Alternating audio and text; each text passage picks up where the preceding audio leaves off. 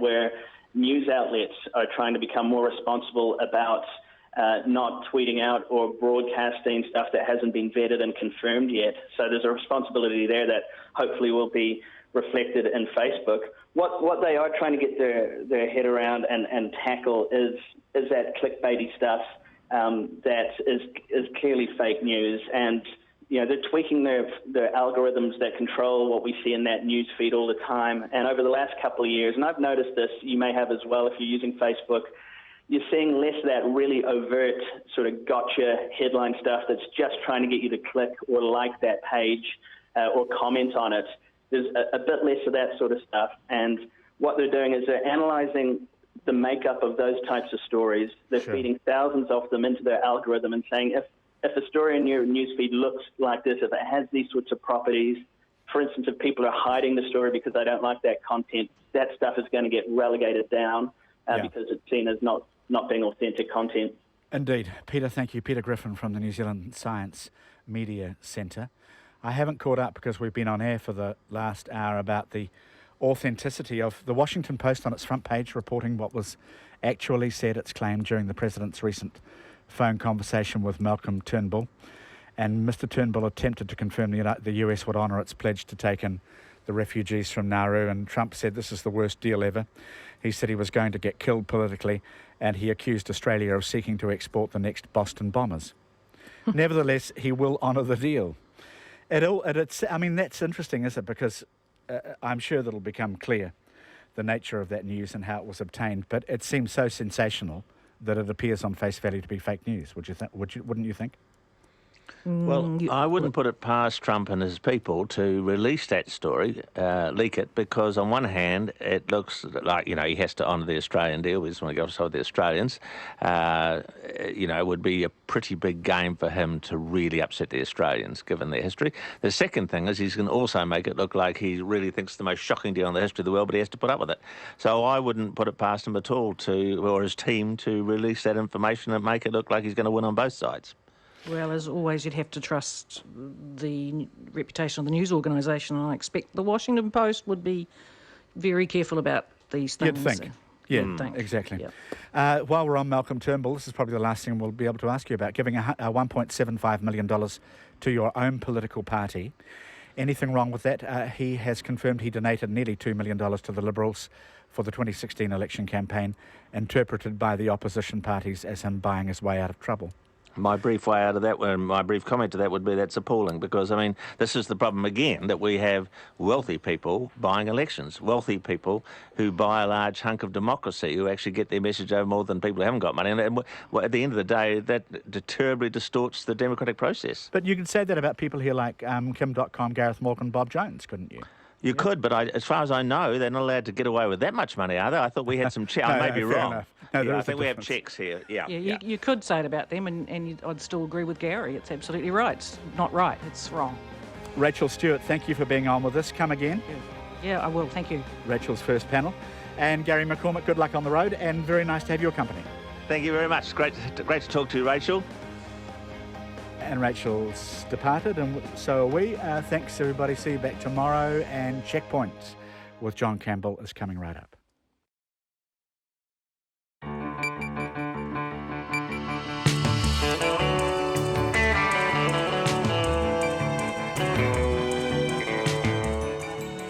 Kia ora everyone. Yes, Donald Trump, this is breaking news. He has just tweeted, do you believe it? The Obama administration agreed to take thousands of illegal immigrants from Australia. Why? I will study this dumb deal.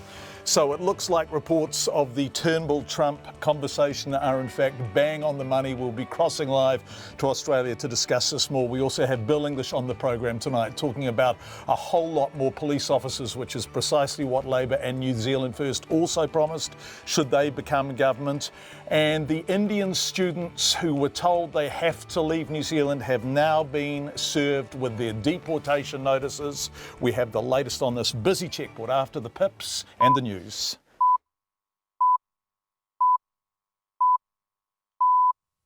RNZ News at 5 o'clock. No, my good afternoon. I'm Paul Brennan. At least 9 Indian students have lost their bid to avoid being kicked out of the country, and their lawyer has warned that the police are on their way. They're about to seek sanctuary at an Auckland church and are being supported by the Unite Union. Their lawyer, Alistair McClymont, asked the Immigration Minister to cancel the deportation orders after it was found the students' India-based education agents submitted fraudulent documents on their behalf. A spokesperson for the students, Joseph Carolan, says they are victims of the immigration machine. He says the sanctuary will serve as a clear message to the Prime Minister, Bill English, who is Catholic, and will speak to his morality. And the Prime Minister is denying that spending more money to boost police numbers is an admission the government is struggling to keep crime in check. In his State of the Nation speech this afternoon, Bill English announced $500,000 over the next 4 years will go towards increasing police numbers by more than 1,000. 880 of those will be sworn officers. Mr English says the police are making big changes to focus more on crime prevention, and now is the right time to give them more resources. Well, it's not an admission, it's simply pointing out, as I did in the speech, it's picked up a bit lately, so it is the time to get on top of the serious crime problems, deal with them better, and also keep resources focused on preventing more of it in the future. Bill English also says the money is to help the police respond to other pressures such as a growing population. The Hamilton City Council says it's struggling to supply water to the eastern side of the city after a main burst, but if residents conserve water, no one will run out. All outdoor water use is banned in the city until repairs have been carried out, which is expected to be by later this evening. The council's water manager, Myri Porter, says the pipe was found to be leaking this morning after part of a riverbank collapsed around it. And we're having to redirect water from our western part of the trunk main. So we're pushing really hard on one side of the city to direct water onto the other side of the city, as well as utilising a couple of our reservoirs to just try and get as much water and feed water to that side of the city. Myri Porter says the water is safe to drink. 2 Havelock North mothers who had children made ill by Campylobacter say someone needs to take responsibility and be sacked over the contamination saga. A new report considered by the ongoing inquiry today found it was highly probable contaminated water from the Mangateriteri pond made its way into a bore supplying the town. The bore has now been decommissioned. Fee Hosford and Robin McLean say it was extremely negligent of both the regional and district councils not to maintain the bore in question. Ms McLean says she wants to see some accountability. Someone should stand up and say, look, I'm going to take the blame, fall on my sword. But whether that happens, who knows? As long as I get a solution and this never happens again, I'd be happy. Robin McLean says the inquiry, which started this week, has helped fuel anger about the contamination.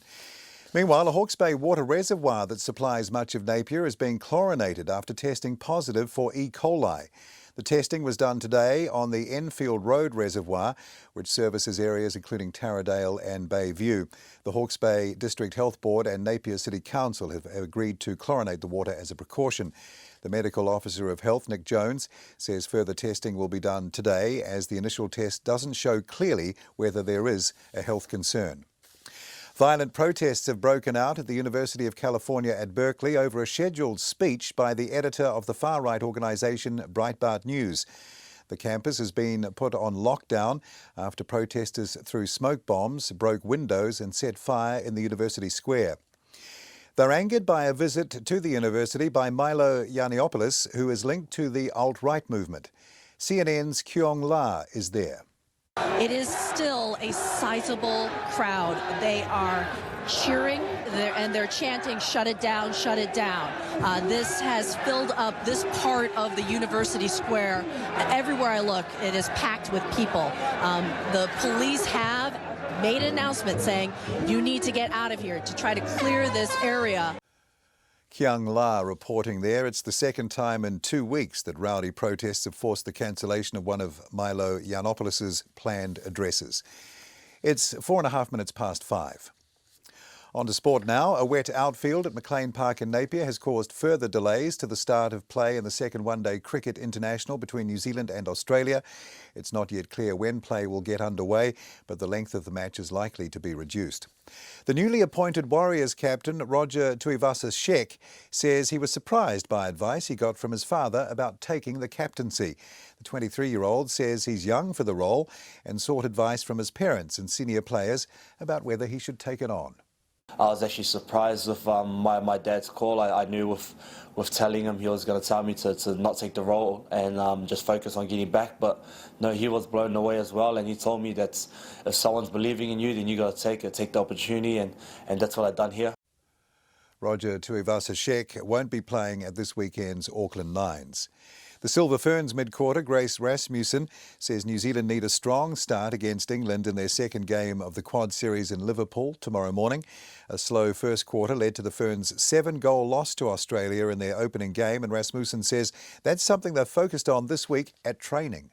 That's been a major work on is making sure that we get our starts really crisp and sound so that, we don't end up chasing during the game. So, yeah, it's definitely getting those combinations, and we speak about an invisible thread that we, are aiming to get, so it's just making sure that we have each other's backs. Grace Rasmussen, and that's the news. Too slow on Donald Trump? We haven't done ourselves any favours in the last couple of days. This transition in the US is a big deal, and it's going to take some time. And I've just not been comfortable that we've put the resource and the commitment into it that we should have done. Too easy on Peter Thiel? Who gains from Mr Thiel getting citizenship? Mr Thiel gets the ability to buy that estate down in Wanaka that he has just purchased. He couldn't do that without citizenship. Absolutely, it's good for New Zealand. And we've seen that with the jobs we've created inside Zero, the investments we've made, all the jobs that have come from those investments. The Critical Questions. Guy and Aspinall and Susie Ferguson, Morning Reports, weekdays from 6. Then on 9 to noon, the prison researcher and advocate who says conditions for inmates are getting worse and government policy is to blame. And after 10, Aradna and Annie Crummer pay respect to Aretha Franklin's classic call to action. Join me, Catherine Ryan, on 9 to noon after Morning Report on RNZ National. Now we have the Met Service short forecast for the country. It takes us through to midnight tomorrow, Friday. Northland, cloud increasing, drizzle developing tomorrow. Auckland, Waikato, Coromandel Peninsula and the Bay of Plenty, mainly fine at first. Rain develops this evening, though. That should clear up later tomorrow. Waitomo to Wellington, that includes the central high country, also Waitarapa. Rain with heavy falls, that should clear up from the south tomorrow morning. Northwesterly gales in exposed places, they should ease overnight tonight. Gisborne and Hawke's Bay, scattered rain, clearing in the morning. Isolated afternoon showers are possible. Nelson, Marlborough and Canterbury, mainly dry in Canterbury. Rain elsewhere. That should clear up this evening. Bulla to Fiordland, rain at times, possibly thundery in Fiordland and southern Westland for a time this evening. Otago and Southland, cloudy periods, scattered rain about Southland, a few spots elsewhere, clearing this evening with isolated showers about coastal areas tomorrow, clearing later. And for the Chatham Islands, rain develops this evening, possibly heavy, clearing up tomorrow afternoon to become mainly fine. It's 8.5 minutes past 5. Thanks, Paul. Welcome, everyone. Just a quick reminder that we're broadcasting live on Facebook, on Freeview Channel 50 and on the RNZ website, plus, of course, on the radio. However you're joining us, thank you for being there. Coming up tonight, Bill English, more footage of what looks like the mistreatment of animals at a rodeo and buying citizenship, plus a special guest, Jancis Robinson, a bit later. But we begin tonight with 9 international Indian students who first came to us in September. Hi, my name is Manoj. Hi, this is Sunil. Hi, I'm Raula from Hyderabad, India, and I have spent almost $20,000 to come here and settle my career, and now it's all like a nightmare. I spent more than $23,000 to study in New Zealand. I have spent nearly $20,000 to be here in the New Zealand. Hello, my name is Charan. I'm from India, Hyderabad. I spent like $25,000 for a year. $20,500, and I got a deportation letter. 9 of several hundred Indian students facing uncertain futures because of rogue education agents in India touting tertiary institutes here in New Zealand. Their lawyer made applications for a stay on their deportation orders. Those applications have just been declined. All 9 have today been told to leave the country. Alistair McClymont is their lawyer. He explains the circumstances that led to his clients being attracted to New Zealand in the first place. Well, he applied for a student visa from India. The agent created some fraudulent documents, submitted them in with the application so that the agent could be paid a commission by the New Zealand school. About a year later, Immigration New Zealand discovered that this was a fraudulent document, and now they're seeking to deport him. And today, the Minister of Immigration has said no, they will have no sympathy for him and his colleagues, and they need to go immediately. Okay, I'm interested. So the agent behaved fraudulently. That's not a dispute. That's not a dispute. Immigration New Zealand recognise that. They've got publicly available documents that identify who the agents were, and they agree that the agents created all of the fraudulent documents. Okay. Did your client, the student Manoj, did he behave fraudulently? Has anyone been able to determine that?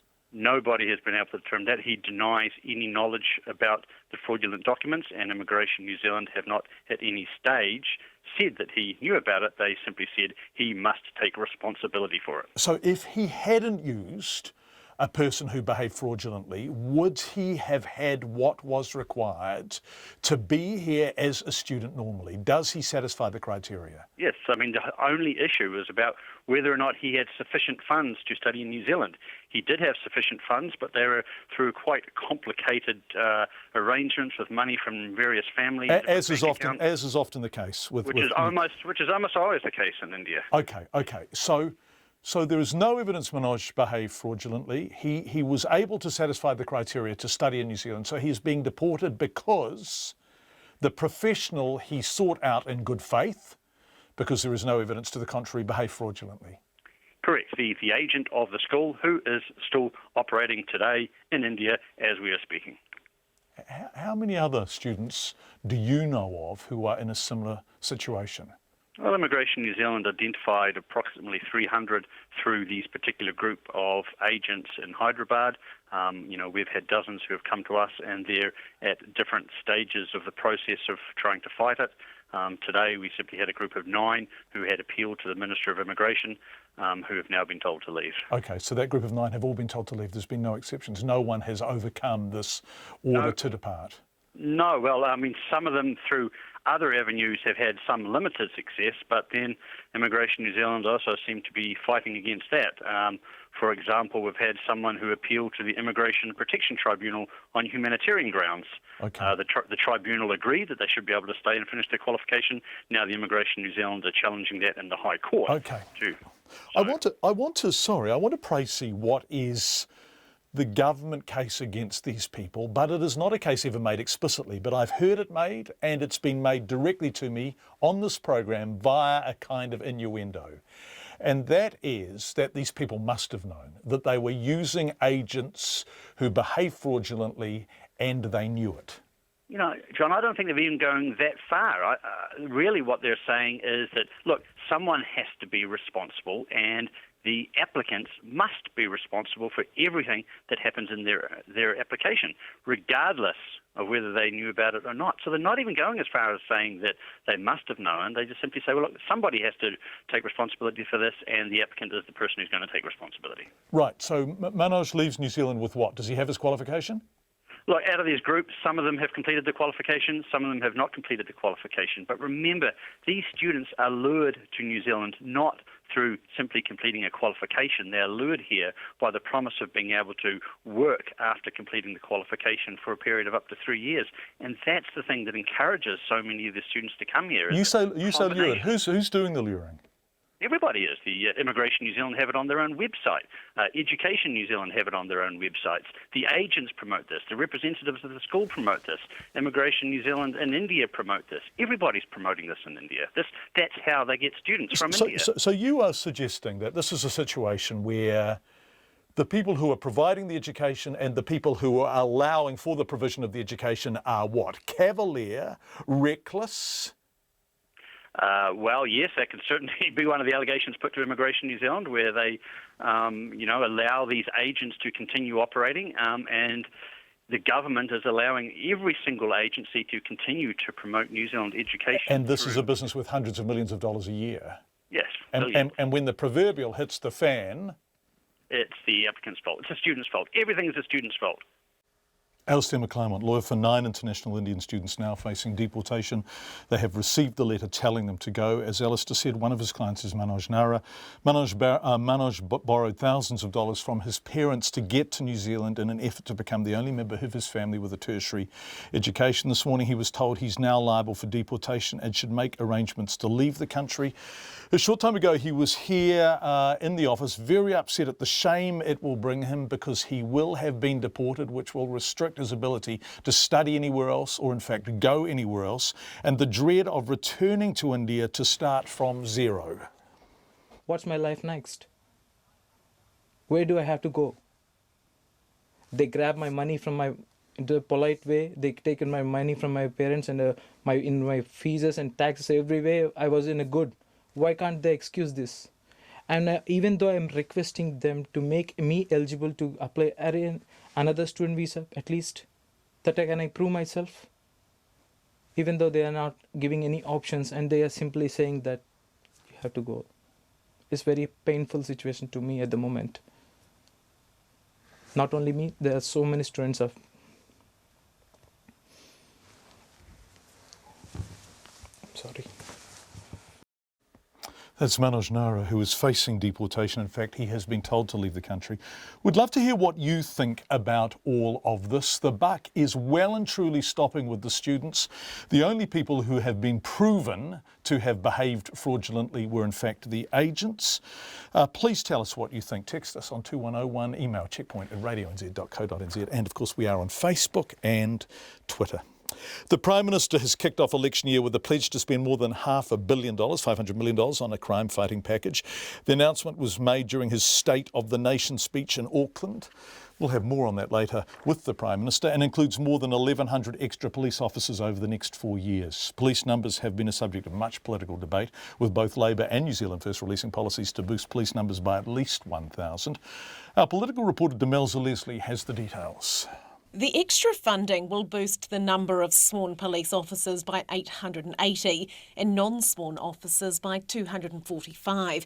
That's a 10% increase in the size of the police force. Bill English told the audience at the Stanford Plaza Hotel that the law and order package is targeted at catching more offenders and enabling the police force to be more responsive. And he says the government is prepared to invest up front. We are unashamedly targeting offenders to ensure they are off our streets by providing additional resources for police to resolve more crime, target criminal gangs and target organised crime. A Hawke's Bay woman whose bag was snatched at an event in Napier last Friday, Maurice Gunderson, says she could have done with the extra police resources then. She says when she first tried to report the crime to local police, the station was closed. And she says she's had no contact from the police since. In all this process, actually no police person has rung us back.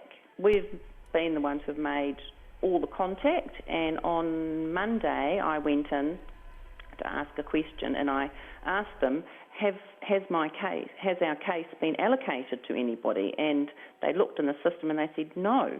Ms Gunderson says the Prime Minister's package is clearly needed. I think we would have felt better if we could have reported what had happened to somebody at the time and got the feeling that yes, our case was in the system and somebody was going to start following up. But the move has already been criticised by the Labour leader Andrew Little, who says Bill English is playing catch-up. He's given a skinny version of Labour's policy that we announced last year, and all of that confirms, I think, what we all suspect, that this is a Prime Minister who is a follower, not a leader.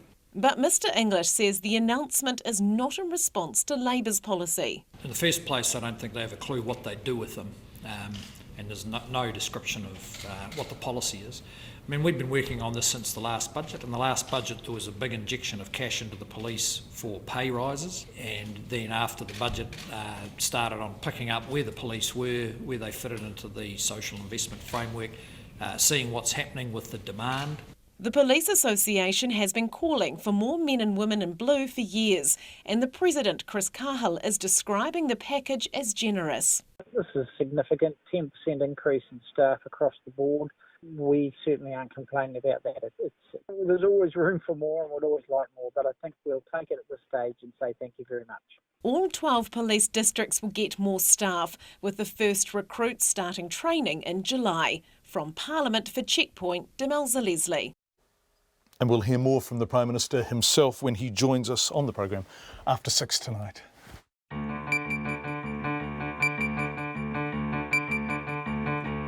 You're with Checkpoint. Coming up on the programme, US President Donald Trump describes his first conversation with Australian Prime Minister Malcolm Turnbull as the worst with a world leader yet. And if that report is in dispute, he's gone on and tweeted about it. Quite an extraordinary state of affairs. We'll cross to Australia. Should a person be granted citizenship even if they don't live here and have never lived here?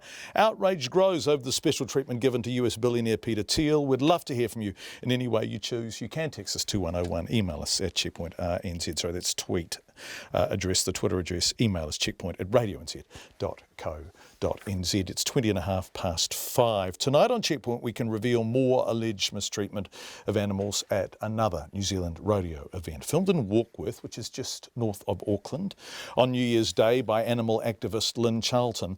The footage seems to clearly show teenage cattle being struck with an electric prodder and punched.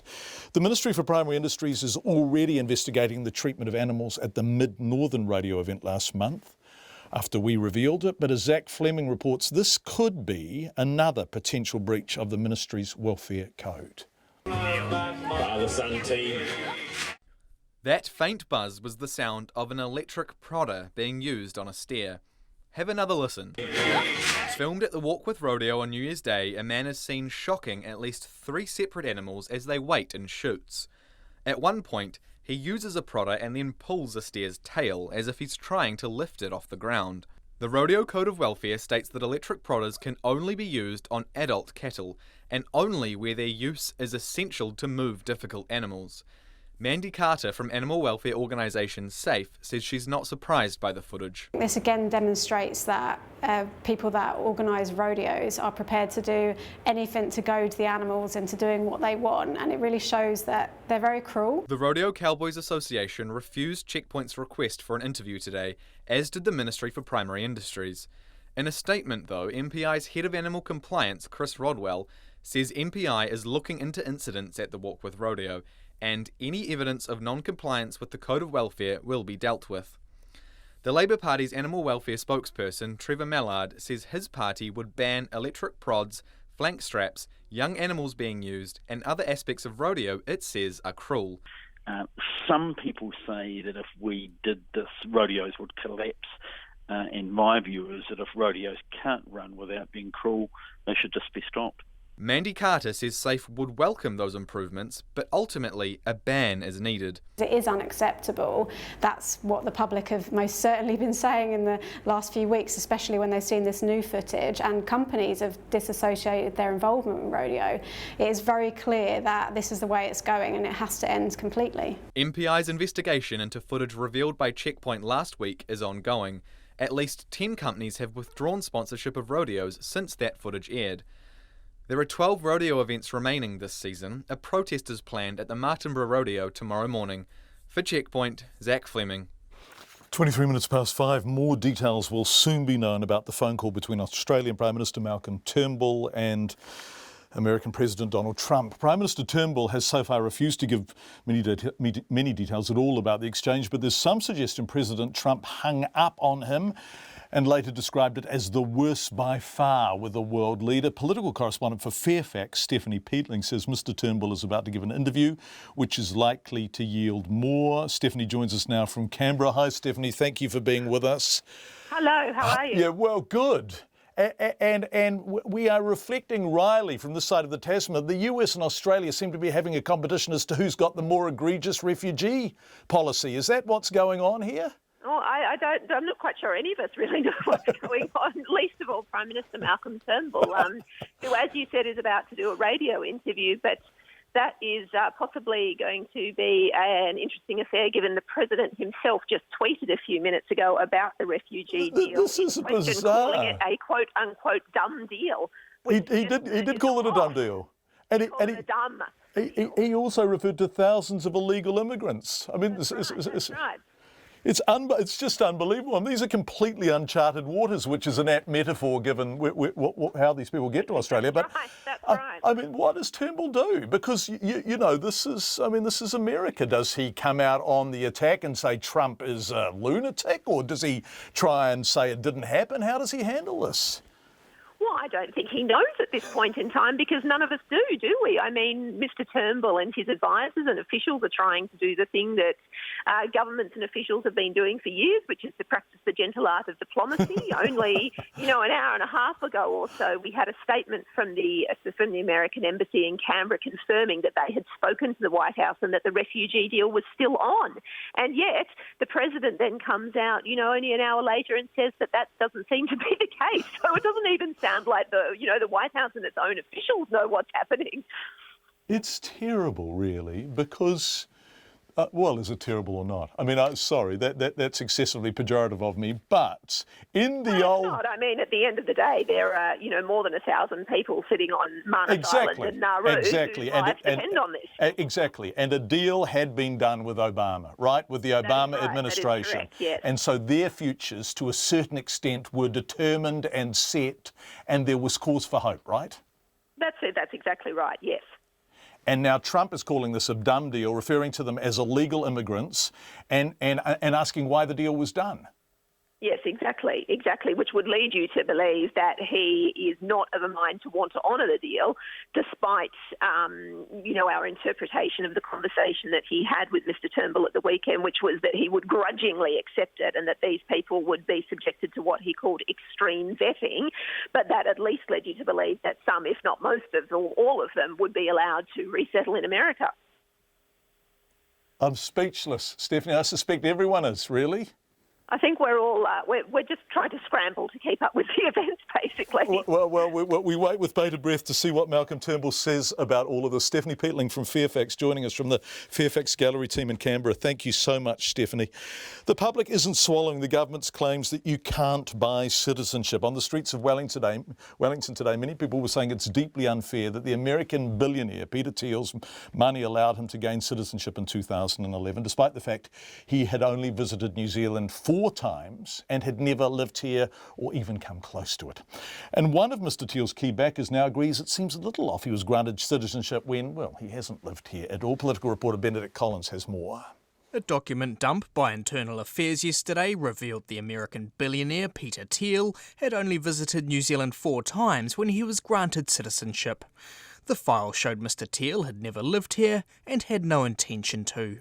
But he was granted citizenship under exceptional circumstances in 2011 after Internal Affairs officials advised he deserved it because of his investment in numerous New Zealand companies and his business contacts in the United States. The minister who approved the citizenship, Nathan Guy, told RNZ News this week that you can't buy citizenship. But on the streets of Wellington this morning, it was clear the public don't believe that line. He needs to work for it just like everyone else does. Money shouldn't really mean a thing. Lots of people have money, but it doesn't give you the right to do things that other people can't. I know someone that's actually just married to actually come to New Zealand, so that's really unfair for her, but someone that has money is allowed to come here and just live here. Everybody else needs to go through a rigorous process, so I think it's only fair that the rules should be the same for everybody. Pretty sad, really, especially with these people who've been here for years and they can't even get citizenship, especially when they're working in the country. I've heard of other people getting them, but not after 3 or 4 visits to New Zealand. Yeah, it's only because he's got money, I suppose, he's got here. Bet he's a good mate of John Campbell. Not going to live here, what's the point of having, citizenship when you got other people that been here for years and still, can't get citizenship in New Zealand? It's just a buy into the States, mate, that's all it is. Political buy-in.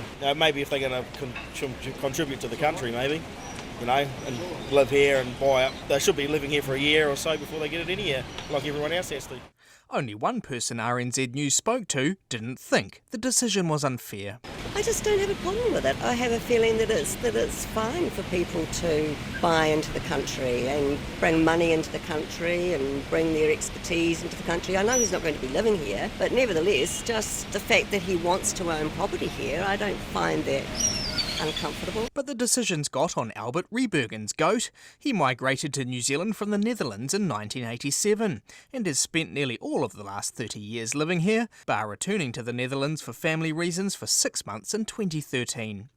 When he recently went to apply for citizenship, he was told that trip meant he couldn't qualify as a citizen for another 5 years. So I've just decided to sit back and wait. But when I heard the story about Mr. Thiel getting it so easily, I thought, one rule for one and one rule for somebody else. Even though, I've been here for 30 years, I've worked here for 30 years, I've been a tax-paying member of society, have a good behaviour. Yeah.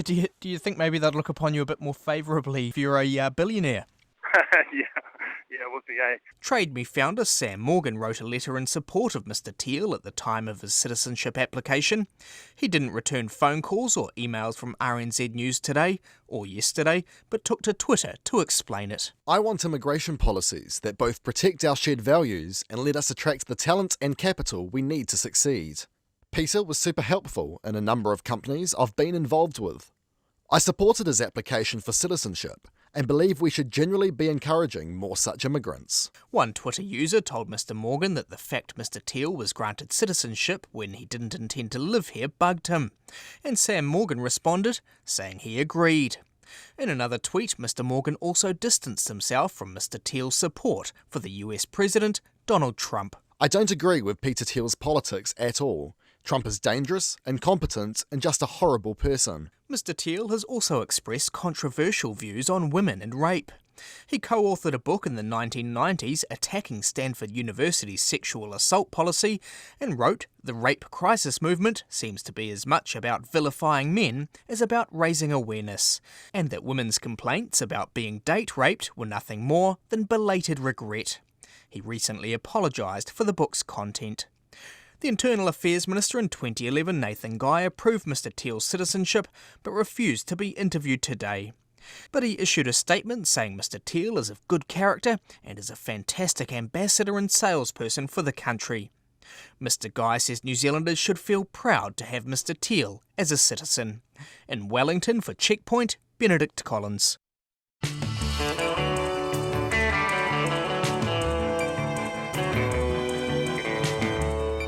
Coming up on Checkpoint, calls for heads to roll at the Hawke's Bay Regional or District Council following the water contamination crisis. Breakers forward Akil Mitchell hopes to be back on court this week, just a week after his eyeball popped out of his socket. Bill English joins us after 6 o'clock. And a reminder, we've been looking a bit at the rodeo on Checkpoint over the past week or two. Well, this Sunday, the Insight program, Sunday morning after the 8 o'clock news, our colleague Paloma Magoni looks at length at the rodeo business. She visits a rodeo and she looks at animal welfare. That's on Sunday morning after the 8 o'clock news. Speaking of news, here's the headlines with Paul Brennan. Thank you, John. In our headlines, at least 9 Indian students have lost their bid to stay in the country and their lawyer has warned the police are on their way. The students are seeking sanctuary at an Auckland church supported by the Unite Union. Their lawyer, Alistair McClymont, has asked the Immigration Minister to cancel the deportation orders issued after the students' India-based education agents submitted fraudulent documents. Mr. McClymont told Checkpoint the students are being blamed for the agents' misconduct.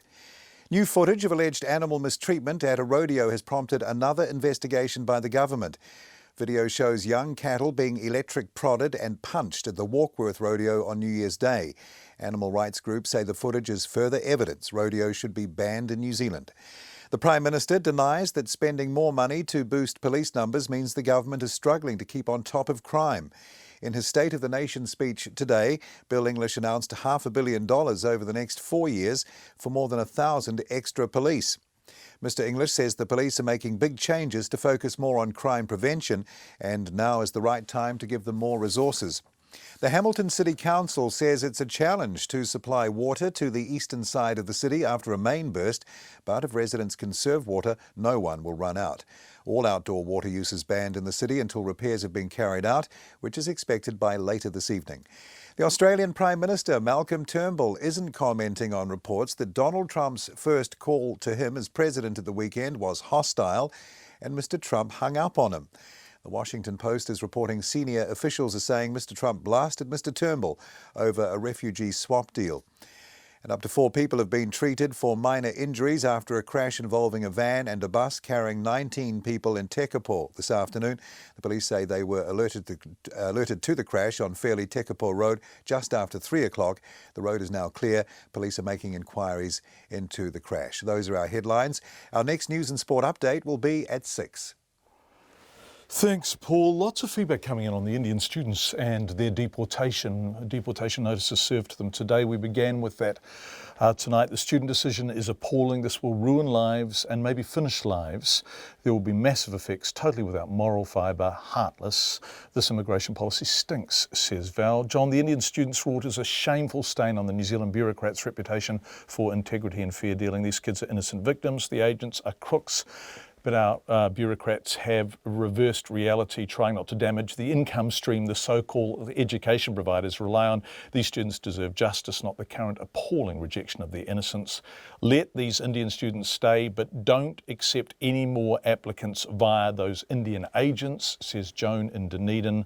Speaking of Dunedin, we're at the Albatross colony later, and these students are easy targets without the resources to fight. It's always those with the least power who get shafted. A pretty representative sample of the kind of feedback we've had, which has been very, very strong since we did those interviews at the top of the program. A couple of people have said the buck stops with the students because they hired the education providers. Finally, Julia and Paul says, hi, we feel that if someone can buy citizenship, then these students should be allowed to continue their education. Let the students stay and disconnect the agents responsible, say Julia and Paul, summarising, I think, in terms of their attitude towards the agents in India, the overwhelming bulk of the opinion and feedback we have received. Thank you all for lots of comments tonight. Let's turn to business news now with Giles Beckford.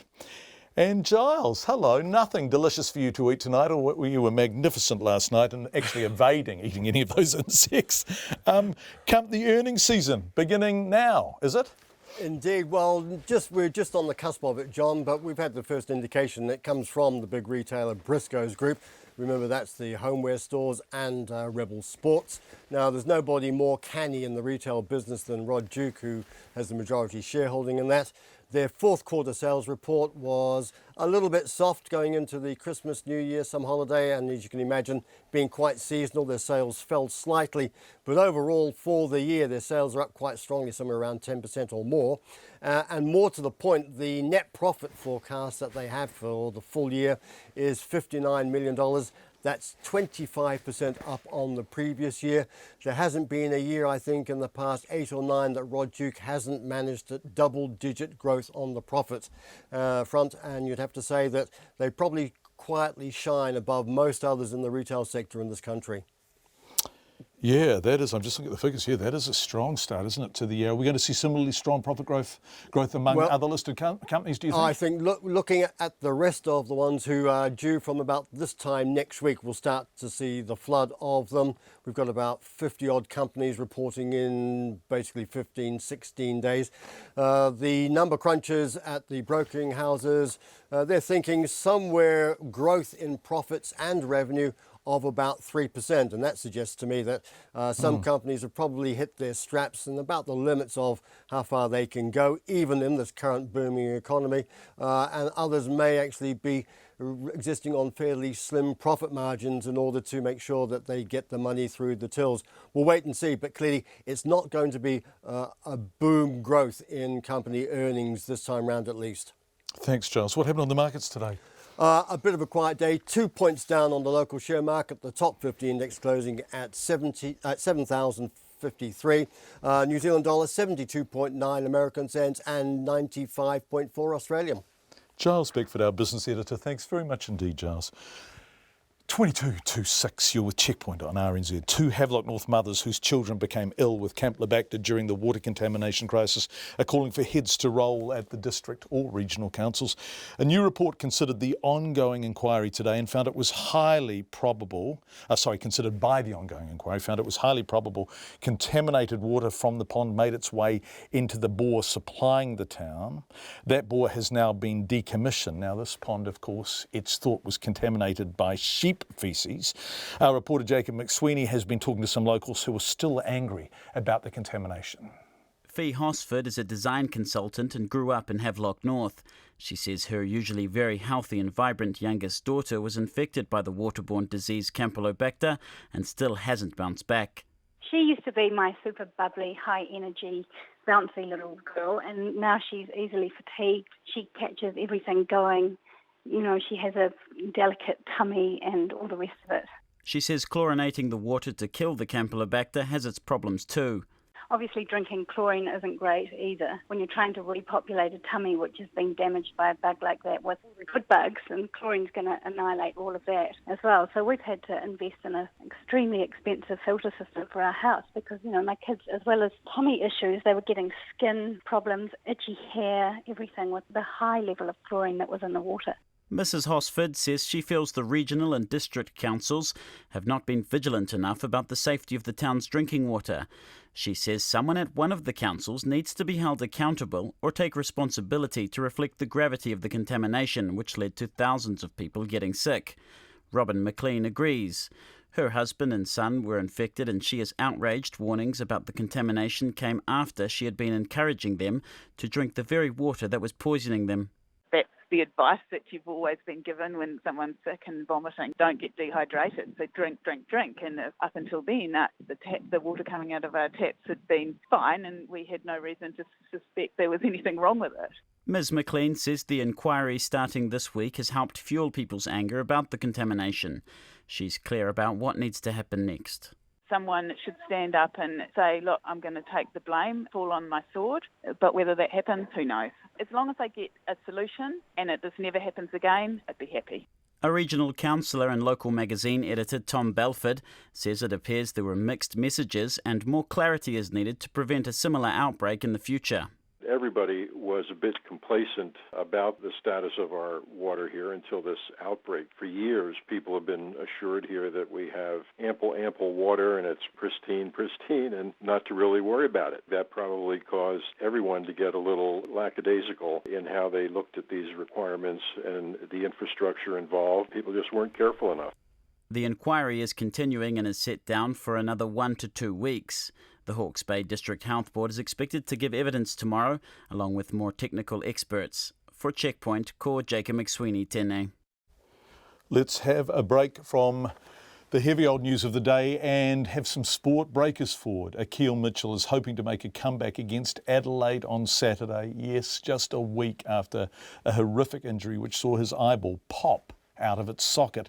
The team must win its 2 remaining matches to have any chance of making the playoffs. Akil told me he's been cleared to fly, but it will be a last-minute call as to whether he makes the starting lineup. Remarkable. I spoke with him this afternoon and asked him how his eye is. It's doing well. It's doing pretty well. Been to, it seems like 30 doctors, and they've all said, it looks like it's healing very well. They're all pretty astounded by it, I think, but all in all, it feels good. Astounded seems a fair word, really. So, yeah. Yeah, I think that's a good one. It is. So, no double vision, no pain, no fuzziness, nothing. I get a little pain here and there. Just the eye is kind of healing itself. But the vision is all clear. It has been clear. Since the incident happened. Everything looks good. Everything's kind of, like I said, repairing itself and healing slowly but surely.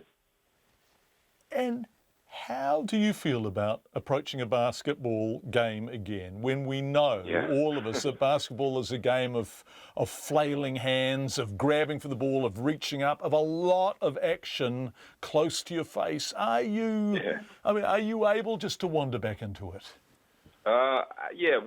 Wandering back into it is definitely not a good idea. But I've taken precautions. I've gotten some safety glasses that I'll wear during the game, and talking to doctors and getting those little steps and letting them know that I want to come back and I want to get on the court, and hearing their feedback, and there's so many little things that I feel like I've done to kind of slowly build that confidence. And even today, I jumped back in practice and did some things back on the court. So hopefully we'll see how it goes on Saturday against Adelaide, and I'll give it a run. Oh, so you jumped back into practice today. Did you have the safety glasses on? Yep. And what was that? Had you ever worn those before? What was that like? No, never worn those before. I've seen some players wear them before, and so there's a little precedent there. But as far as me putting them on my own face, I've never done that before, and they're a bit annoying. They fog up every now and again, and it's just, it's just extra stuff on your face when you're trying to play basketball. Is a bit annoying, but like I said, it gives me confidence. It gives me confidence that nothing's getting in there, and that my eyes are protected with just a little something extra. So when you were training, you weren't tentative. It was the same Akil that it was before the incident. Yeah, I felt pretty good. I was a bit tentative, and I think that's pretty natural. Yeah, you know? sure it is. Yeah, just with some of the physicality, and again, some of the situations where hands are flailing and flying around, but for the most part, I felt pretty much the same. Amazing, astounding, to use your words. So you're going with the team to Adelaide, right? Yes, I'm traveling tomorrow. And what do you think your chances are of getting some court time? I think I'm good. I think, wow. There's a pretty good chance. You know, it just, like I said, it depends on how I'm feeling tomorrow. One of the things with the eye is it changes so quickly, and from day to day, depending on how it's feeling or you know how I slept. Honestly, you know, some of the reaction to some of the medicine I'm taking. So I'll see how it reacts to traveling and getting out there. But I definitely want to. I definitely want to be there to help the team. Yeah, that's what we've heard. Extraordinary. Of course, you need to win, right, to make the playoffs. I mean, you've got to go and win this game in Adelaide. Yes. We need at least, we need to win these next two, and then I guess hope for some help from some other teams. You want to be part of that too, don't you? Yeah. Oh, yeah. These are the guys that, when I went down, like, these guys didn't leave my side. And so if I can do anything to help them make the playoffs and help the team to make the playoffs, I'm going to be there, and I'm going to do the best the best of what I can do to be there for them.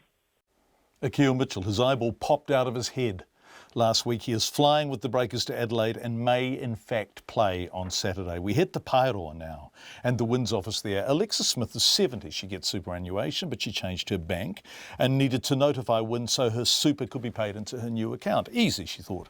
And one day when she was in town, she popped into the Paeroa Winds office to drop in her new details. What happened next was an insight into something she'd never experienced before, and she was shocked by it. So shocked, she wrote an email to the minister. And it made her remember the stories she'd heard, but had never taken much notice of people feeling intimidated during their dealings with Winds. We begin with Alexis approaching the Winds office. There's these two security guards standing there looking at me. And so I walked up and I said, I'm just coming to deliver a letter. And they said, identification, please. And I said, pardon? And identification, please. I said, oh, well, if you must. So I scratched her. Found my driver's license, and I was allowed to enter. Upon entering the Winds office, I was encountered by no reception, just a half circle of seating. A lady was sitting there, waiting presumably, and a sea of desks. So I turned around and said, there's no reception, and the guard said to me, there's no guarantee that letter will be read. And I said, pardon? And he said, there's no guarantee the letter will be read. And I said, oh, okay, well, I'll just leave it on this desk over here. Wait, sorry, Alexis, because you're doing a tremendously evocative job of telling the story, and I'm loath to interrupt, but was the guard wearing a security guard's uniform? All kitted out. Okay. All kitted out. And so the security guard was able to tell you, on behalf of Winds, that there was no guarantee your letter would be read. Absolutely. He or she felt mandated to do that. Not once, many times. Right. On entering and when I was leaving. So what was that? Somebody at the back of the room yelled out, there's no guarantee that letter will be read. Obviously somebody had seen me enter, had heard the dialogue, and was making a comment. So, of course, I fired up. I thought, oh, that'll be the day. I've worked for 50 years to support this country and done my best, and I'm not putting up with this sort of behaviour. So, hence the email. I exited while I was being told a number of times by the guards that the letter, there was no guarantee that that letter would be read. Now, intimidation is not something I believe should be allowed in a place like that. There's enough high feelings, people in vulnerable situations having to enter into a kind of environment like that. It's horrible. It's nasty, and it's really, really scary. Now, Alexis, I was making light of this, and actually you make me stop and listen to what you're saying in a new way, because what you're saying actually is that you found that situation and you sound confident, robust, You sound like you've got a bit of life under your belt, and you can look after yourself. And you found it what? I found it scary and intimidating. And I've spoken to other women, I'm 70, I've spoken to other women around my age group, and they all feel the same way. This is not right. It's not right. And you know, John, I bless the fact that I dropped that letter off, because I would never have known what it was like for people entering into that environment. It's absolute overkill. And there's no welcome, there's no point of reference that you can go in and say, well, I've arrived, you know, what do I do next? So from the outset, you felt unwelcome? Oh, absolutely. I felt like blocked out. And of course... And from the outset, sometimes I worry about putting words in people's mouths, but you can handle me if I'm saying stuff that's not correct. Oh, I'll tell you that. Great, thank you. Okay, I'm grateful. Did you feel like you were an inconvenience? No, I felt intimidated. That's exactly how I felt. I found intimidated, and I pushed through that kind of thing. But not everybody is me, and not everybody has the skills to cope with that kind of thing. And, you know, walking into this huge building, and it's like it was just horrible. I can't even begin to describe it. Now, I've had a ring from the lady that runs that office, and she's spoken to me as a result of reading my, in inverted commas, email. She wasn't prompted by that incident to ring me. She had to get the email from the minister down the line, however they do it, to say to me that those security guards are there so that they can gauge if somebody is mentally unwell. Well, the last I knew about anything like that, you had to be qualified to make that judgment. I guess this would be after Ashburton, right? Well, yes, okay, but that was once in our history. It was tragic. But you know, John, I got a nanosecond of total understanding the frustration that people must be under entering into that situation. It's like, why? Why do we have to go down this road of intimidating people, making rules and not letting people know what the story is? If I had known I wasn't to drop that letter off there, I'd have posted it. Alexa Smith talking about her first-hand experience of trying to simply change her bank account details at the Paeroa Winds office. It's coming up to 8 minutes to 6. You are with Checkpoint on RNZ. Don't forget, after 6 o'clock, Bill English, the Prime Minister, joins us. But first, they're swirling, they're sniffing, and they're spitting. Hundreds of winemakers, buyers, writers and sommeliers from as far away as Britain and Japan have been in the capital for the last 3 days for what's been dubbed New Zealand's most significant wine event. The Pinot Noir event is held every 4 years to showcase the wine varieties. It's second only to Sauvignon Blanc by production volume in New Zealand. Jancis Robinson, who's been called the most respected wine critic and journalist in the world and happens to advise Queen Elizabeth on her wine cellar, has top billing at the event. The editor of the Oxford Companion to Wine, author of the industry Bible Wine Grapes, and Financial Times wine writer, has taken time out from tasting to join us via the phone from Wellington. Jancis, welcome to Checkpoint. It's lovely to talk to you. How are you? Well, I am wet but happy. Yes. Thank you very much. Yeah. And rather Pinot-soaked. Yes. And are you liking what you're tasting on the Pinot? I am. I think they're getting more and more interesting, more and more confident about a specific style from their particular New Zealand region rather than just copying Burgundy or trying to. No, it's all going in the right direction. Okay, I'm really interested in the notion of specific regional styles. So if we look at the big three, I guess, what are they? They are Otago, North Canterbury and Martinborough. Are they for yes. Yeah, for Pinot and some in Melbourne? Well, and Melbourne. Yeah. Massive quantity. I don't think I think it'll be a while before I could come up with anyway a definite thumbnail sketch for each of those. But maybe North Canterbury is the kind of earthier, most Burgundian, bit more grunt, maybe. And Otago, of course, always has lots of kind of bright fruit. Maybe is the most obviously sweet in some cases. Marlborough, for me, has made the biggest progress. Gosh. I think, and Martinborough's fun, but I'm going there tomorrow, so I can't really opine about that at the moment. Boy, I'm envious of your job. But what a wonderful job, and you love it. Aren't I lucky? Yeah, you are. Well, you make your own luck. You're very good at it, and well, it's true. Let's talk about Sauvignon Blanc, because that is still. If you grab someone by the scruff of the neck somewhere in London and say New Zealand wine, they're going to say Sauvignon Blanc, aren't they? Gosh, yes. And what commercial success you've had with it. I mean, all the other wine-producing countries in the world are so envious of the fact that New Zealand Sauvignon Blanc is such an easy sell, and it sells, so young. So all the producers get their money in so early. Yes, and quite a high average price as yes, well. But actually, New Zealand wine, is it true that New Zealand wine has the highest average price per bottle in the English market, the British market? Yeah.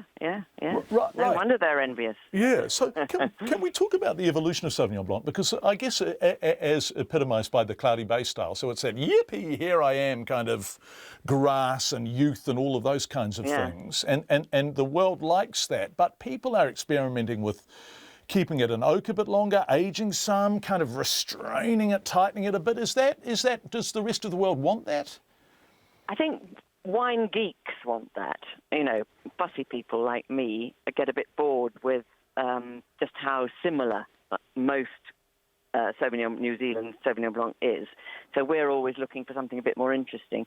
But I think the mass market just loves the dependability and the fact that most... They like the fact that most New Zealand Sauvignon does taste quite similar. It's been an absolute Cinderella story, the Sauvignon Blanc. Amazing, isn't it? And really, it happened relatively quickly. Yes, absolutely. Fast, didn't it? Yeah. Well, good on you. Well done. Well, boy, that was some clever buggers who put it in Melbourne. Not that long ago. What, only 30 or... Yeah. I mean, there it was. Montana, I think, made the first ones, didn't they? But it's funny that it was David Honan from WA flying in who sort of identified the fact that it could take off on the market and came up with Cloudy Bay. Yeah. It's rather tactless of me to point that out. Yeah, well, there's nothing wrong with that. But let's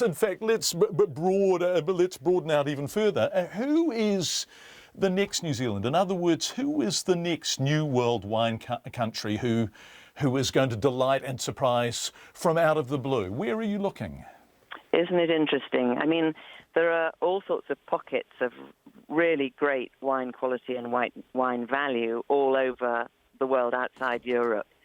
But I can't think of anywhere else, with the possible exception of Argentine Malbec, that has come up with a combination of country and grape variety that has had such commercial success. Certainly, the Argentine Malbec has been hugely popular in North America, both the US and Canada, actually. Yeah. And good value for money, right? Yeah. I think there's great value in some wines from Chile and South Africa, but they just don't have that simple message that New Zealand Sauvignon does. Right. One final question, because you're here for the Pinot Noir conference. Are people in Europe drinking New Zealand Pinot yet, or are they still deferring to Burgundy? Yes. Oh, okay, cool. That's exciting. Well, they can't afford Burgundy. No, we've had a very active thread on the forum of my website about which New Zealand producer can provide better value than red Burgundy. Well, more or less every wine producer the world over can produce better value than red Burgundy. But no, there's a lot of interest in New Zealand Pinot Noir, certainly in Britain. Jancis Robinson, it's been lovely to talk to you. Thank you so much. Jancis Robinson, who was making me envious of her job. We have got so much feedback in tonight, and so we're going to devote a couple of minutes to it before we go to the news. Hi, John. Please connect the dots between the Indian students and Peter Thiel. Grossly unfair, and Immigration New Zealand should explain. Thanks, Tom. I take umbrage with Peter Thiel getting his citizenship oath in the US, so lots of stuff on immigration, in fact, and who gets into New Zealand and who doesn't. This country has a big problem with this mistreatment and abuse of animals. This is the rodeo story we've been looking at. Shame on this current government for allowing rodeos to continue and just recently shipping 5,000 cows to countries with even lower welfare standards. I find the Thiel citizenship issue more unsettling when I question why a rich, influential man from the US would want a New Zealand passport in the first place. Jane from Christchurch. And Lest we forget, Jane, what we learnt from those documents was that he'd only been here 4 times. John, I'm utterly ashamed of our country that we treat these young Indian students as if they're criminals. They come here and study and work hard, and to be treated such as this makes me cringe. The Immigration Department are very slack if they're not getting the shyster dealers sorted out back in India. The lives of these young people will be tainted forever due to negligence by our Immigration Department. Kia ora, John. Have to feel sorry about those students facing deportation if they were truly unaware of fraudulent conduct by their agents. If they have to be deported after appeal, I would suggest making their agents reimburse them for the entire expense they ran up as a condition for continued business. Hit them in the wallet and things will change fast. Having to listen via streaming as HF propagation has not been good. Thanks, David. Really, North Carolina. David, a very warm hello to you in North Carolina. Tom says immigration should upgrade the application procedures so that in future the student has to sign every page that is submitted to prevent this happening again. Thank you for your feedback. It's 6 o'clock. RNZ News at 6. Good evening. I'm Paul Brennan. Bids by at least 9 Indian students to avoid deportation have been declined, despite their argument they knew nothing about fraudulent documents used by their Indian-based agents. They're about to seek sanctuary at an Auckland church after their lawyer warned them that the police were on their way. The lawyer, Alistair McClymont, asked the Immigration Minister to cancel the deportation orders, but that's been declined. Mr McClymont says students such as his client, Manj Nara, are being punished for something that's not their fault. He denies any knowledge about the fraudulent documents, and Immigration New Zealand have not at any stage said that he knew about it. They simply said he must take responsibility for it. Alistair McClymont says meanwhile the agent continues to work in India and recruits students to New Zealand. The Police Minister says the police are confident they can train hundreds of extra police officers using existing facilities at the Police College. Police numbers will be increased by more than 1,000, including 880 sworn officers over the next 4 years. All 12 police districts will get more staff, with the first recruits starting training in July. Paula Bennett says the police believe they can train all of the new officers with their current resources. But that is why they wanted 4 years, because of the recruitment process as well and how that needs to happen. So of this, a part of the cost of those, particularly the 500 officers, also goes to the Police College to ensure they can get trained correctly. Paula Bennett says it will be up to the police to decide exactly where the new staff will end up working. The Hawke's Bay District Health Board says it's taking a cautious approach after E. coli was discovered in a Napier reservoir, given last year's Campylobacter outbreak. The DHB and Napier City Council have agreed to chlorinate the Enfield Road Reservoir, which services Taradale and Bayview, after test results today. A Campylobacter outbreak in Havelock North's drinking water last year made more than 5,000 people ill and has been linked to 3 deaths. The Medical Officer of Health, Nick Jones, says normally they would wait and test further before chlorinating, but they've decided to act fast. There have been questions, I suppose, raised about protocol of waiting for 24 hours. In that case, of course, we didn't. We went straight ahead and acted straight away. In this case, we don't have any evidence that there is illness related to water in Napier, so it's a different situation to last year, but we're just being extra cautious. Nick Jones says further tests are underway to find if there is any health risk. A Dutch immigrant says the way the American billionaire Peter Thiel was able to obtain citizenship after just 4 visits to the country shows the government applies different rules to what he calls normal people. Albert Rebergen migrated to New Zealand from the Netherlands in 1987 and has spent nearly all of the last 30 years living here, bar returning to his homeland for family reasons for 6 months in 2013. When he applied recently for citizenship, he was told that trip meant he couldn't qualify as a citizen for another 5 years. Mr Rebergen says he's just going to wait it out, but he was quite surprised at the ease with which Mr Thiel obtained citizenship. So when I heard the story about Mr Thiel getting it so easily, I thought, one rule for one and one rule for somebody else. Even though, I've been here for 30 years, I've worked here for 30 years, I've been a tax-paying member of society, have a good behaviour, so why not? Albert Rebergen there. The Australian Prime Minister Malcolm Turnbull isn't commenting on reports that President Trump spoke to him angrily and hung up during their first ever phone call at the weekend. The Washington Post is quoting senior US officials as saying Mr. Trump blasted Mr. Turnbull over a refugee swap deal in which the US has agreed to take about 1,200 asylum seekers being held on Nauru and Manus Island. Mr. Trump is also reported to have later said the call was the worst by far with a world leader. Malcolm Turnbull was asked about the reports today but was giving nothing away. I'm not going to comment on these reports of a conversation. Australians know me very well. I always stand up for Australia in every forum. Malcolm Turnbull repeated that Mr. Trump and the White House assured him that they would honour the refugee agreement. Hundreds of protesters at the University of California at Berkeley have shut down a planned appearance by the editor of the far-right Breitbart News, Milo Yiannopoulos. The university was put into lockdown after the protests turned violent, with demonstrators throwing barricades, smashing windows, throwing firecrackers and setting fires. New footage of alleged animal mistreatment at a rodeo has prompted another investigation by the government. Video shows young cattle being electric prodded and punched at the Warkworth Rodeo on New Year's Day. The government's Rodeo Code of Welfare states electric prods can only be used on adult cattle and only where their use is essential to move difficult animals. The Rodeo Cowboys Association has declined to comment. Animal rights groups say the footage is further evidence rodeos should be banned in New Zealand. It's 6:04. On to sport now. Umpires for the second one-day cricket international between New Zealand and Australia in Napier are yet to decide if the match can go ahead. Play was due to begin at 2 o'clock, but a sodden outfield at McLean Park has delayed the start of play. A large crowd is waiting patiently at the stadium as efforts to dry the surface continue. New Zealand lead the three-game series 1-0. The Wellington Phoenix captain Andrew Durante says A-League organisers need to make sure there's no repeat of last Sunday's match in Adelaide, played in 39-degree heat. The Phoenix wanted kick-off pushed back to later in the afternoon, but the request was declined. Extra drink breaks were added, but Durante says the heat caused a Phoenix player to vomit at half-time. I'd like to see the head of the A-League come out and play 90 minutes in that heat and then see if they how they react to it. It's dangerous, and I don't know what will be done, but like I said, hopefully there's some more common sense around next time it happens. Andrew Durante's Phoenix drew 2-2 with Adelaide United. On Saturday they play Western Sydney in New Plymouth. The All Whites defender Sam Brotherton has signed a 3-year deal with struggling English Premier League club Sunderland. Brotherton, who's 20, plays for the club's under-23 side. And Manchester United have lost ground on the Premier League's leading teams after being held to a goalless draw by Hull, who climbed off the bottom of the table.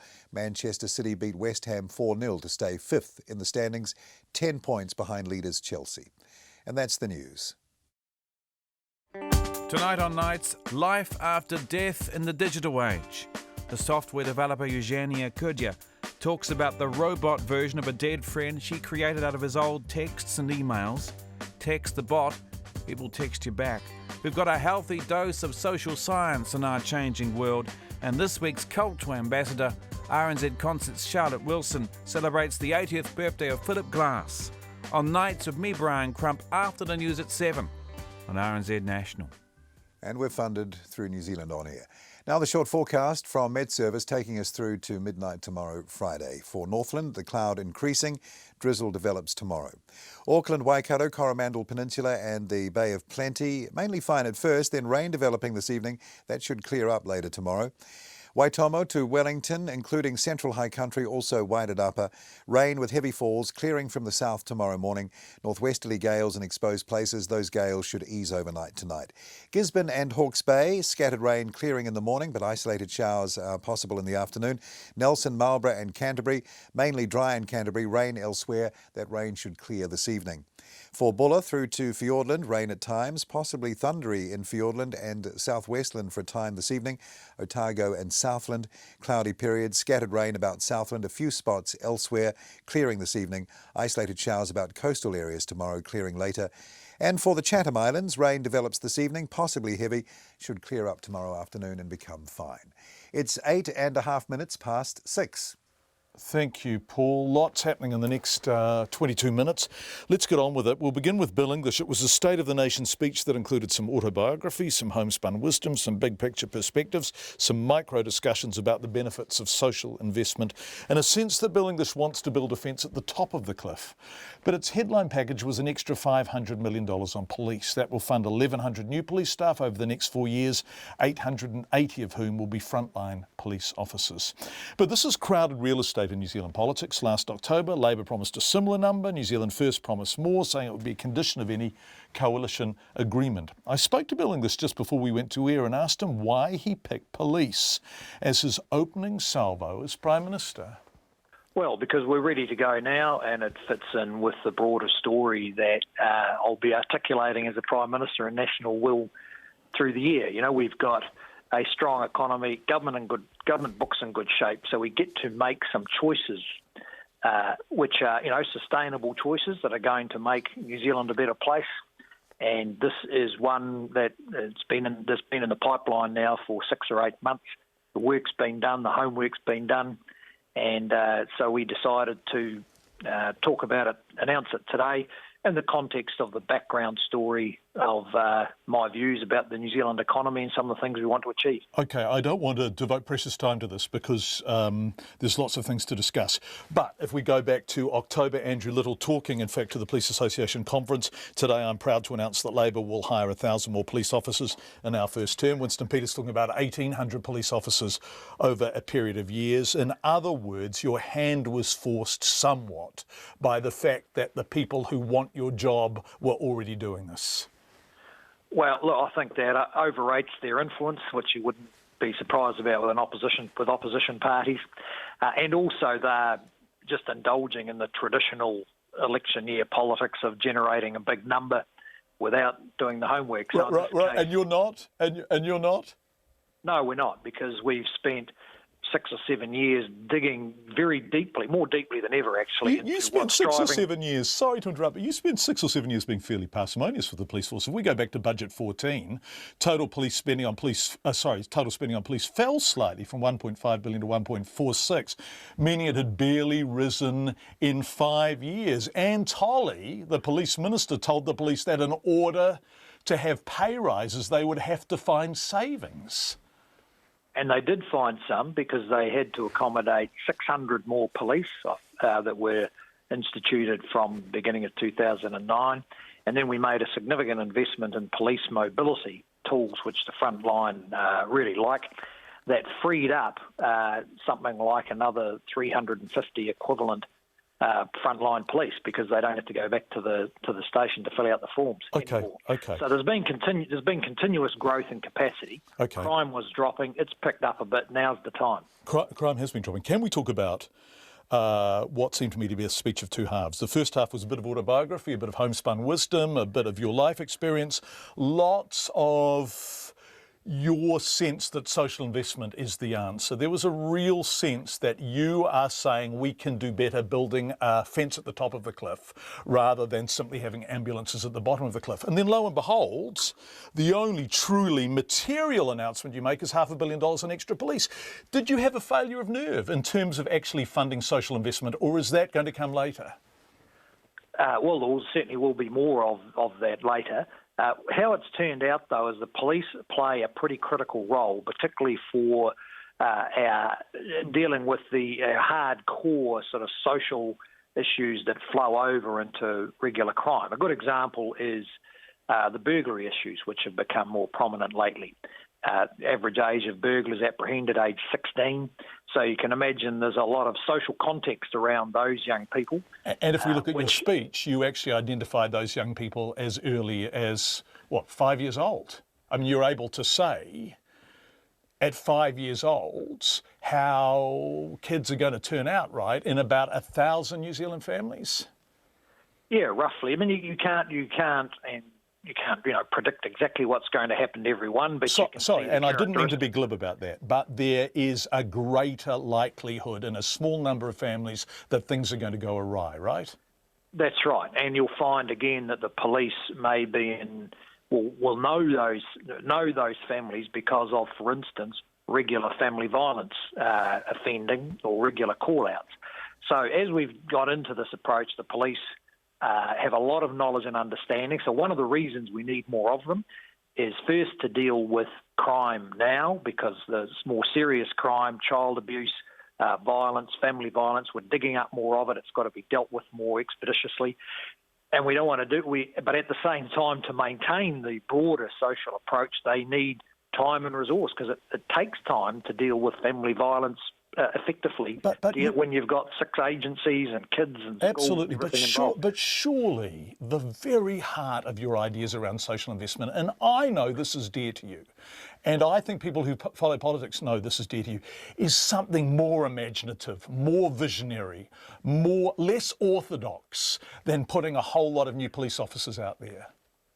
Well, the next phase there will be the launch of the new children's ministry, Oranga Tamariki, which is taking going through a process right now of a pretty fundamental shift in how we deal with our most disadvantaged children. So it's a complete change in that system. It's not just, a bit of a pilot or whatever. It's changing the whole thing. And what's impressive there is that so many of the people who do deal with our most disadvantaged children are supporting the direction, endeavouring to make it work, because they can see that the government is committed to a significant investment and a different way of doing it. I need to stop you there, because significant investment is an important phrase. They need more money to make this work. Is that coming in the budget?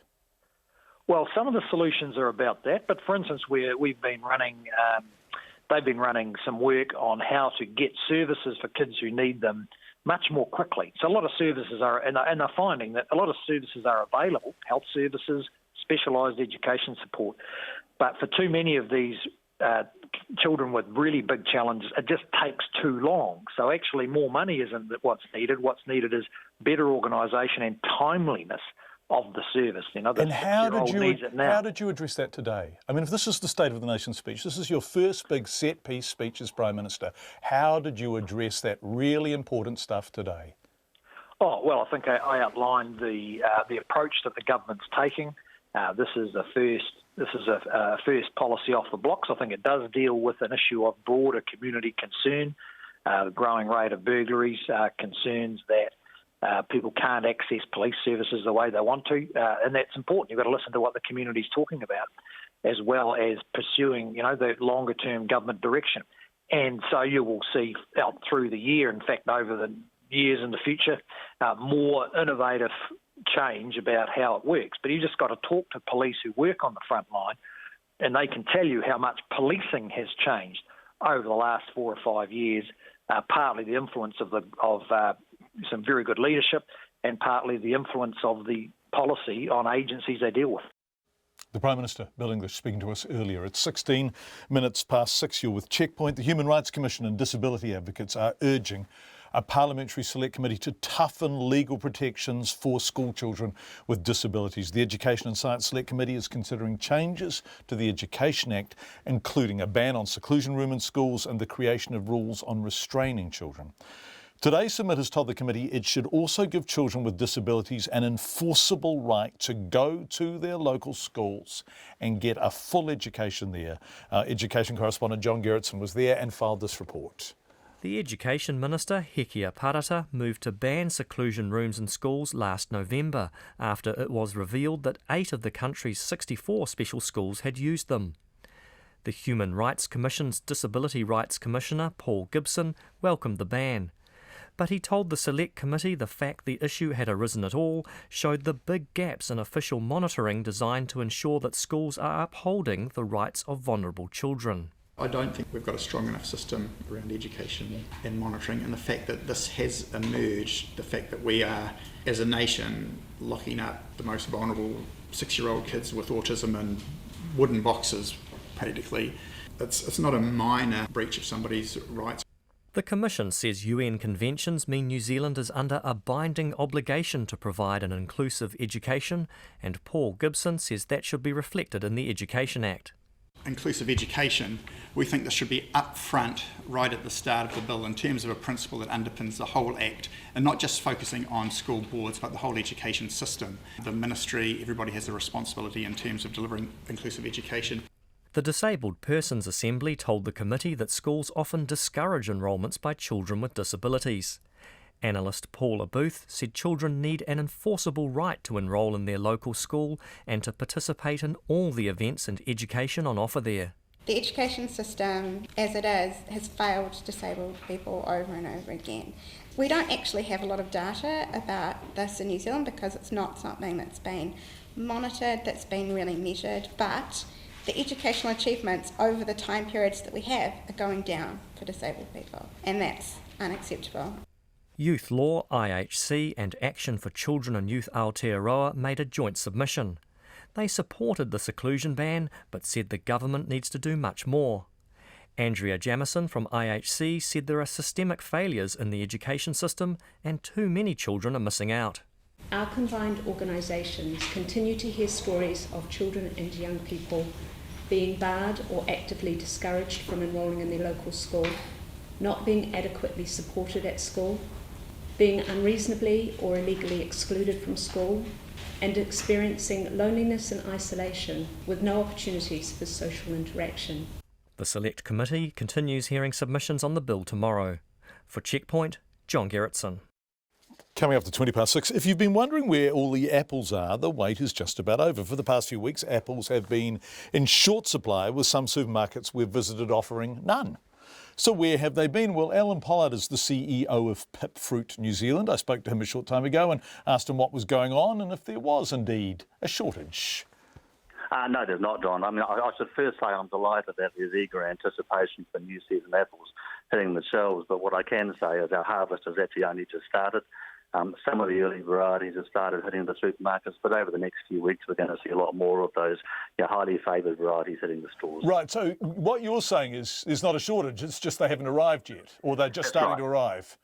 That's right, and the timing this year is pretty similar to last year, so you may find last year there may have been a few imported or some prior season apples available. But what is prior season, Alan?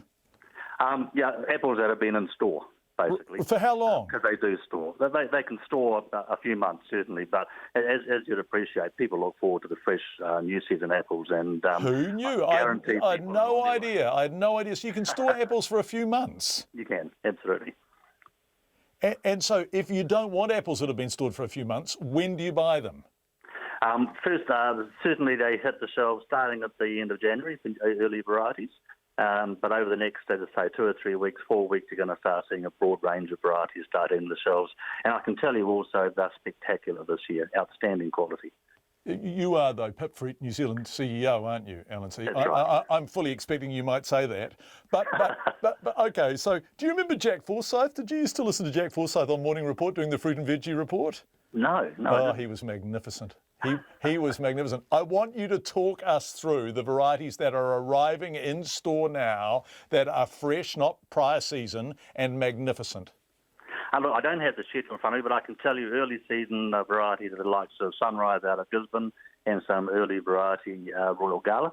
But as I said, coming over the next few weeks, there'll be a broad range of favourites from, Jazz and Granny Smith and Envy and the Pacific series, all the varieties that New Zealanders just love to eat. Yeah, we do love to eat them.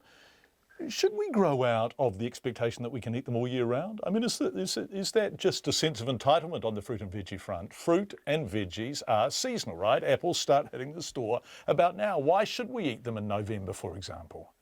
Yeah, I mean, I guess people have their preferences of fruit, don't they? But in terms of, the highest quality, very clearly they are seasonal. You're absolutely right.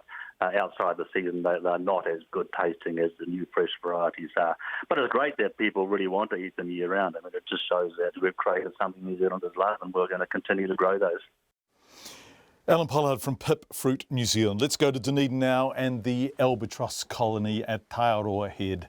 A reminder, if you've never been, that it's the world's only mainland breeding colony of royal albatross, and it's just a short drive from downtown Dunedin. Anyway, their new chick welcomed with great excitement last week had become seriously unwell with fly strike.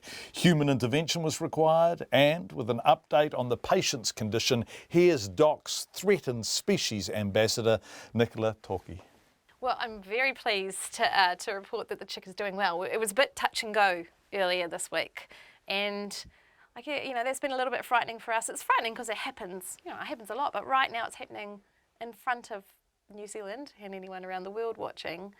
But in my mind, that's okay, because nature's hard. Some of the stuff we deal with is hard. So the chick got fly strike, was probably only a few days old. That means that it's been infested with maggots. We all know fly strike from sheep, right? Absolutely. Yep. Yeah. Any farmer will know the trouble you're in when you get fly strike.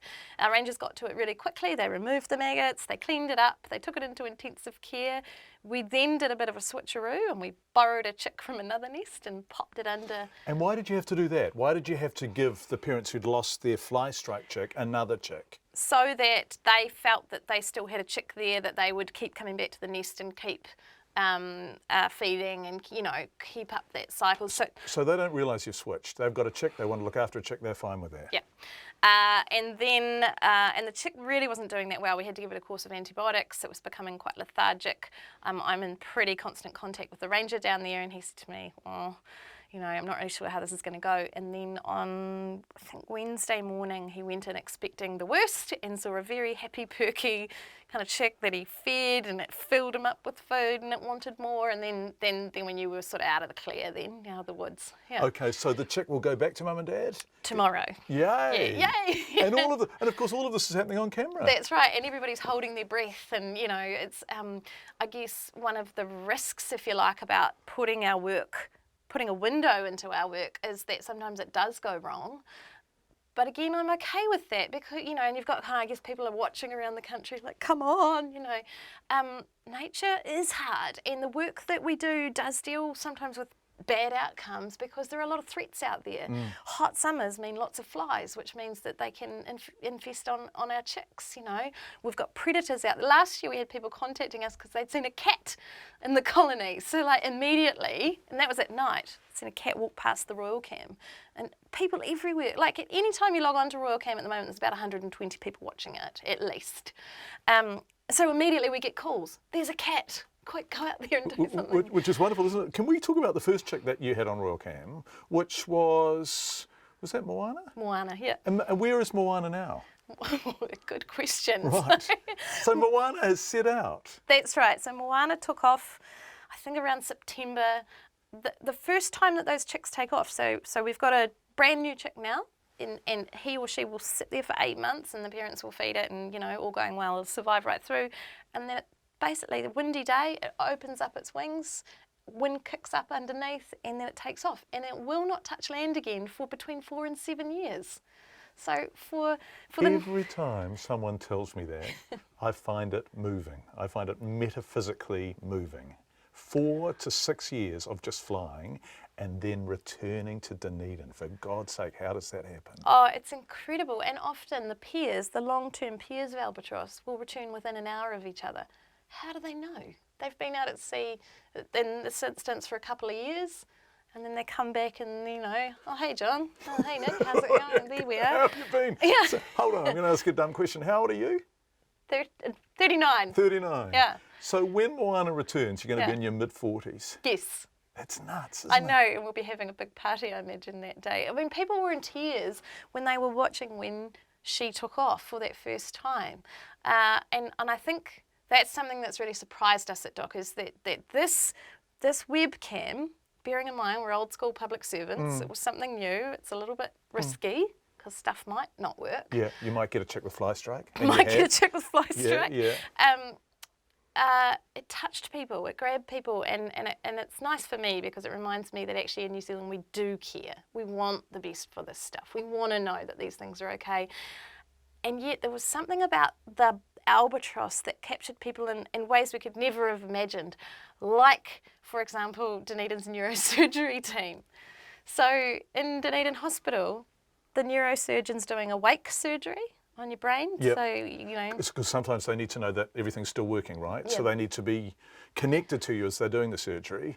And what are they doing with your cameras? They're playing Royal Cam so that the patients are relaxed and they've got something to focus on, perhaps not thinking about people fidgeting around in their brain. We could never have imagined that would be of value and benefit to people, a way that people could use it. Just before you go, how many views have you had? How many people have looked at that camera so far? This year? Yeah, well, since you started. So last year we had 600,000 individual views on YouTube alone and 1 million social media interactions. So we are just so pleased to be able to share what we do with New Zealand and the rest of the world. Nicola Toki talking about those magnificent birds, the Royal Albatross in Dunedin. US President Donald Trump is to review what he calls a dumb deal to take hundreds of Australian asylum seekers, he called them illegal immigrants, after a report he'd angrily berated Australia's Prime Minister and abruptly ended their telephone call. The Washington Post reported that Mr Trump had described the call with the leader of Australia, one of the United States' staunchest allies, of course, as the worst so far.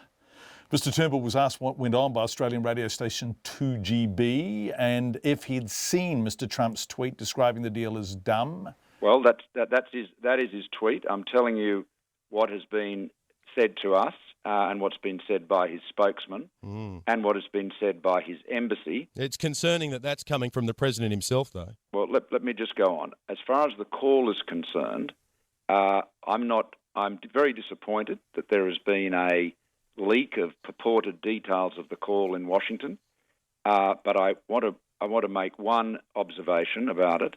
The report that the President hung up is not correct. The call ended courteously.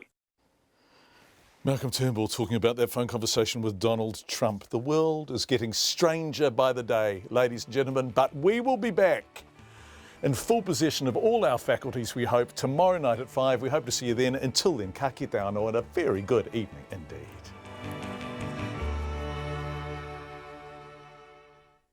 RNZ News at 6:30. I'm Paul Brennan. Good evening. 9 Indian students who have lost their bid to stay in the country are reported to be seeking sanctuary at an Auckland church. The Prime Minister says spending more money to boost police numbers doesn't mean the government is struggling to keep on top of crime. United States President Donald Trump says an agreement to swap refugees with Australia is a dumb deal. And another government investigation has been launched after new footage emerged of alleged animal mistreatment at a rodeo. Our next news and weather is at 7. Hangover, sunburn, the drone of flies, perpetual dad jokes. Is it the endless cricket commentary that makes the gin bottle dangerously appealing? That could go all the way. And it's not even lunchtime yet. Fear not, we have the technology. Stick on your headphones, plug in and opt out.